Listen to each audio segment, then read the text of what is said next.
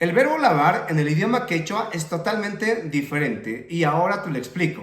En castellano nosotros podemos decir yo me lavo las manos, yo me lavo la cara, yo me lavo los dientes, yo lavo la ropa, yo lavo los trastes, etc. Utilizamos el mismo verbo para poder decir todo ello. Pero en quechua es muy diferente. Por ejemplo, si alguien quisiera lavarse la cara, es incorrecto decir ñoka uyaita mayakuni.